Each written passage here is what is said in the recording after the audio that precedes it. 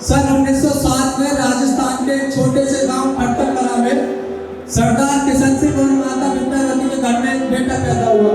किसी को नहीं पता था, लेकिन जब वो लड़का एक 23 साल की उम्र में इस देश की आजादी के लिए फांसी के फंदे पर झूला, तो हिंदुस्तान की मां ने ख्वाब देखा कि उनकी कोख से एक भगत सिंह जैसा बेटा पैदा हुआ।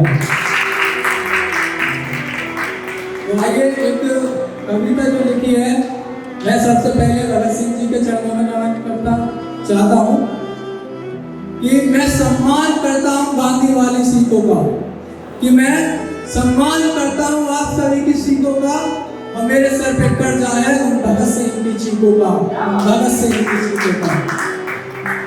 तो चलिए कविता जो है शुरू करते हैं कि आजादी का एक दीवाना नाम भगत सिंह लिखता था।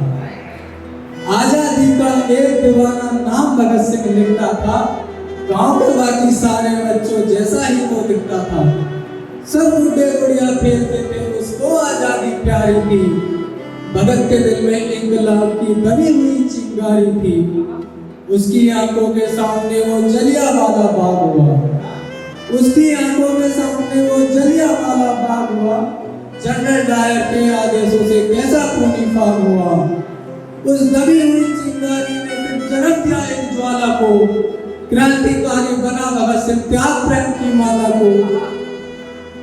सोनडर्स को मारा भगत सिंह ने, सोनडर्स को मारा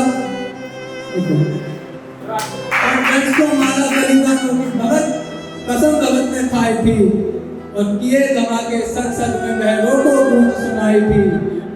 और भेजा जेल भगत सिंह को, उल्टी गोरों की चाल हुई।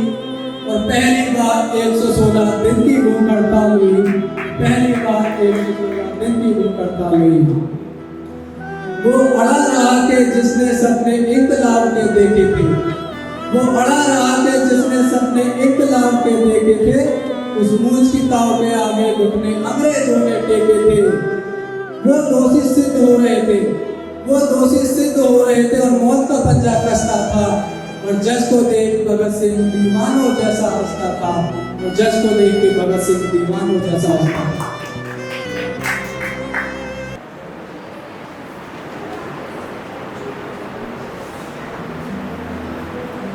जो चाहा भगत सिंह ने आखिर वो अंजाम हुआ, और तीनों को फांसी दी जाए इस कोर्ट में ये ऐलान हुआ।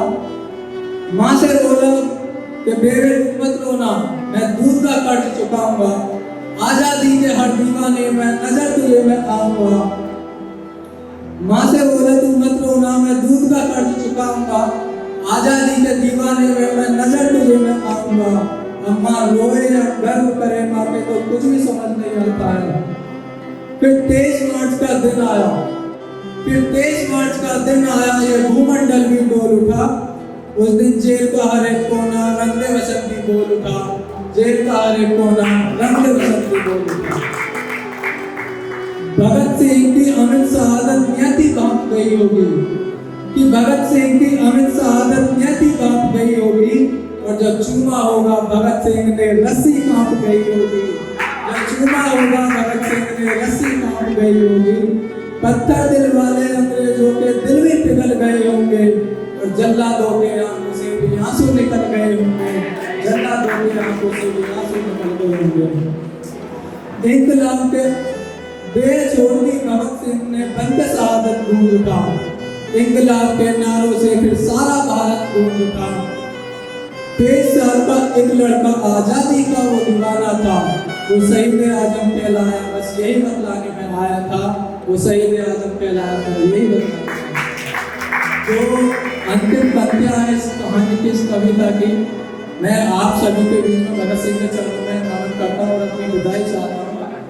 वो है कि आजादी के अफसानों को जब भी कोई शायर गाएगा, आजादी के अफसानों को जब भी कोई शायर गाएगा, सुखदेव भगत और राजगुरु नाम तुम्हारा आएगा।